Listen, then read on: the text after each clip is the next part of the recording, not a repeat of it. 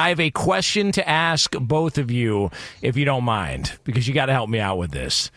Does the G in MSG stand for gag? Because what a gag job that was by the Knicks last night. Dynamite job, folks. Way to go. Way to celebrate and climb stuff in the streets of Manhattan after advancing past the second round for the first time in 185 years or whatever it was. Way to go. Way to follow that up with your home crowd last night. What the hell was that? The storyline touched on Reggie Miller, and he is a part of the original gag job. So there you go. I do love the fact though that it felt like you were watching that I don't want to say rivalry, but that game again. I mean, Tyrese Haliburton knew exactly what he was doing when he hit that shot. That seemed miraculous. The way it bounced, the way he took the shot, but unbelievable comeback. I mean, once they tied it up, I mean, I don't know how you guys felt, but I was like, this game's over. Like Indianapolis is going to win this in overtime if this thing holds true. So it was unbelievable. But this Pacers team, I think we've underestimated, at least I've underestimated all throughout the playoffs. I did not think that they were a team that was going to be able to make it to the NBA Finals, even could win it. Now I feel like they're a team you just can't count them out. I mean, Naismith hit those eight threes. I think the Knicks underestimated some aspects of the Pacers. And I don't know if the way the Pacers won that game, I don't know how sustainable that is. But it definitely is entertainment. It made it a entertaining game. I mean, there was a lot of excitement. Madison Square Garden was rocking, and they ended up letting it get away, man. And I mean, I just don't know how feasible it is if I'm the New York Knicks to look at that loss as a catalyst for the rest of the series.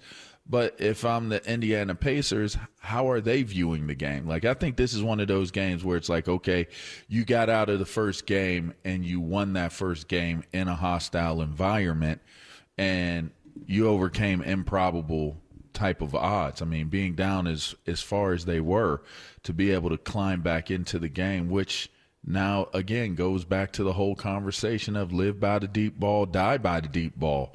They were able to find the rim. They kept leaving them open to shoot the ball, and Naismith continued to make it, and so I'm certain that's an adjustment that the Knicks can make. Yeah, you're not. I doubt we're going to see Naismith hit 30 points, maybe ever again in this series. But Haliburton delivered.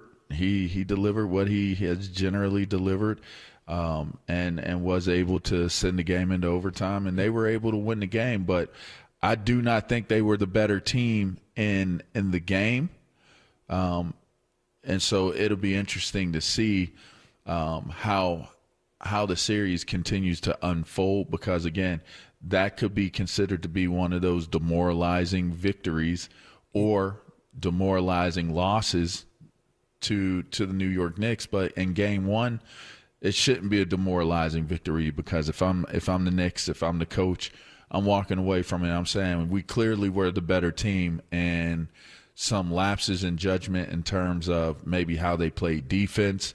You could hear, Chuck and Shaq and Draymond. Draymond was kind of throwing it like, hey, look, that was an adjustment that they should have made. They shouldn't have sacrificed something to do something. I forget how he explained it, but I guess it's, slipping and switching.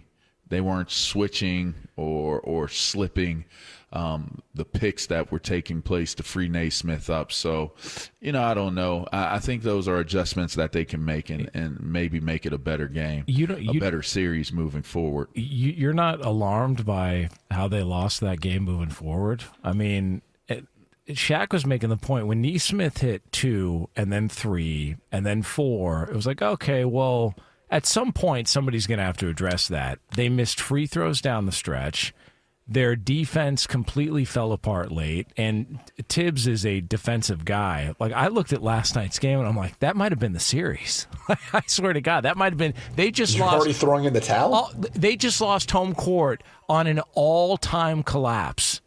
And for the record, Indiana has been better than many people have thought or realized for a long time. You can go back to last year when they were in the Eastern Conference Finals. They were here last year and got swept by the Celtics. And if you go back and watch that series, they were in every one of those games. Like, they were competitive. They probably should have won the first game there.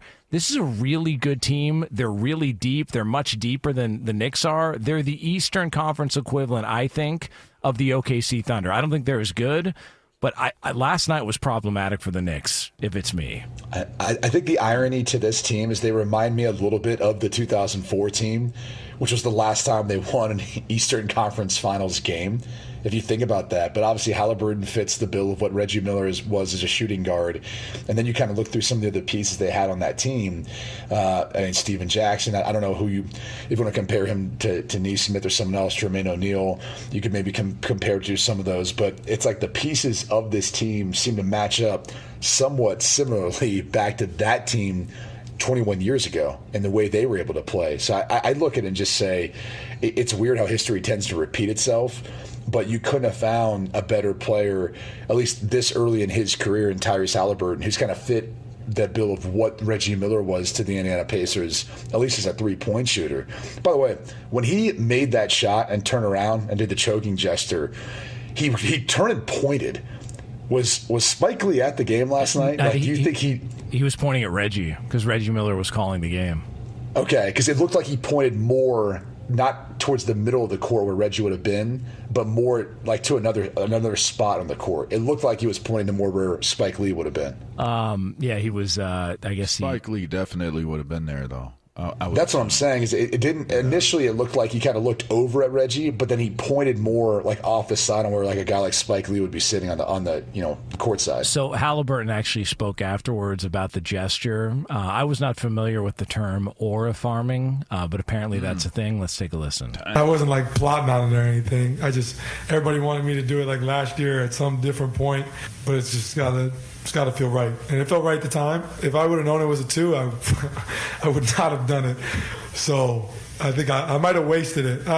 If I do it again, then people might say I'm like aura farming. So I'm not, I don't plan on using it again. What a great moment, man. By the way, if Tracy... I think you aura farm, by the way, a little bit. Do you think so? Dang.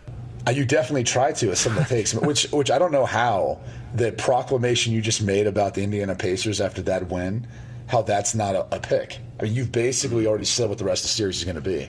I mean, listen. I knew it was coming. Didn't, though. But better late than never. Hey, Pacers plus 4.5, never in doubt. Never in doubt. That was easy money all the way through. A full-fledged bank heist there at Madison Square Garden.